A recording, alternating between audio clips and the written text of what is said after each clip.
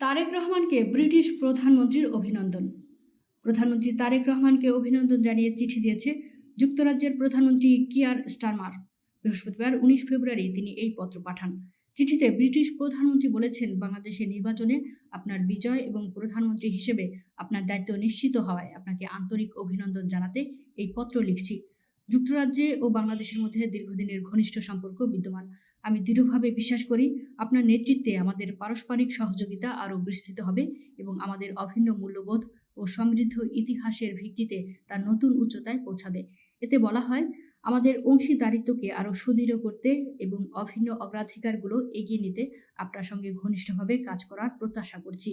বাংলাদেশের অন্যতম বৃহৎ বৈদেশিক বিনিয়োগকারী হিসেবে যুক্তরাজ্য আমাদের বাণিজ্য ও বিনিয়োগ সম্পর্ক আরও সম্প্রসারণে আগ্রহী। অবৈধ অভিবাসন মোকাবিলা, জলবায়ু পরিবর্তনের প্রভাব প্রতিরোধ এবং আমাদের দীর্ঘদিনের প্রতিরক্ষা ও নিরাপত্তা সহযোগিতা জোরদার করতে আরও ঘনিষ্ঠভাবে একসঙ্গে কাজ করার সুযোগকে আমি স্বাগত জানাই। একই সঙ্গে রোহিঙ্গা শরণার্থীদের আশ্রয় দিয়ে বাংলাদেশ যে উদারতা প্রদর্শন করছে, সেক্ষেত্রে যুক্তরাজ্য তার সমর্থন অব্যাহত রাখবে। চিঠিতে আরও বলা হয়, আমাদের এই দুই দেশের অংশীদারিত্বের এই নতুন অধ্যায়ের দিকে আমি আগ্রহের সঙ্গে তাকিয়ে আছি। বাংলাদেশের নবনিযুক্ত প্রধানমন্ত্রী তারেক রহমানকে অভিনন্দন জানিয়েছেন যুক্তরাষ্ট্রের প্রেসিডেন্ট ডোনাল্ড ট্রাম্প। বুধবার তারেক রহমানের কাছে লেখা এক চিঠিতে অভিনন্দন জানানো হয়। চিঠিতে আমেরিকান জনগণের পক্ষ থেকে প্রধানমন্ত্রীর ঐতিহাসিক এই বিজয়ের শুভেচ্ছা ও সফলতা কামনা করা হয়। চিঠিতে বলা হয়, যুক্তরাষ্ট্র ও বাংলাদেশের অংশীদারিত্ব, পারস্পরিক সম্মান এবং একটি মুক্ত ও উন্মুক্ত ইন্দো প্যাসিফিক অঞ্চলে শক্তিশালী ও সার্বভৌম রাষ্ট্রগুলোর সমৃদ্ধি নিশ্চিত করার যৌথ স্বার্থের ভিত্তিতে গড়ে উঠেছে। নবনির্বাচিত প্রধানমন্ত্রীর নেতৃত্বে দুই দেশের বাণিজ্যিক সম্পর্ক আরও এগিয়ে যাবে বলে আশা প্রকাশ করা হয়।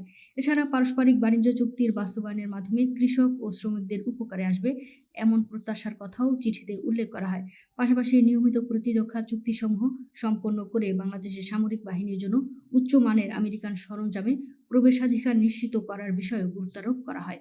চিঠির শেষাংশে যুক্তরাষ্ট্র ও বাংলাদেশের সম্পর্ককে আগের যে কোনো সময়ের চেয়ে আর শক্তিশালী করার প্রত্যাশা ব্যক্ত করা হয়। এ সময় বাংলাদেশে নিযুক্ত যুক্তরাষ্ট্রের রাষ্ট্রদূতের প্রতি পূর্ণ আস্থা রয়েছে বলেও জানানো হয়। প্রসঙ্গত, বাংলাদেশের 11তম প্রধানমন্ত্রী হিসেবে দায়িত্ব নেওয়ায় বিএনপি চেয়ারম্যান তারেক রহমানকে অভিনন্দন জানিয়েছেন বিশ্ব নেতারা। গত 2 দিনে পৃথক বার্তায় তারেক রহমানকে শুভেচ্ছা জানান সৌদি আরবের ক্রাউন প্রিন্স যুবরাজ মোহাম্মদ বিন সালমান, অস্ট্রেলিয়ার প্রধানমন্ত্রী অ্যান্থনি আলবানিজ, পাকিস্তানের প্রেসিডেন্ট আসিফ আলী জারদারি, উপপ্রধানমন্ত্রী ও পররাষ্ট্রমন্ত্রী ইসহাক দার ও বাংলাদেশে জাতিসংঘ উন্নয়ন কর্মসূচির আবাসিক প্রতিনিধি স্টাফান লিলার। অভিনন্দন বার্তায় সৌদি যুবরাজ মোহাম্মদ বিন সালমান বাংলাদেশের প্রধানমন্ত্রী হিসেবে তারেক রহমানকে শুভেচ্ছা জানান। পাশাপাশি তিনি বাংলাদেশের জনগণের অব্যাহত অগ্রগতি ও সমৃদ্ধি কামনা করেন।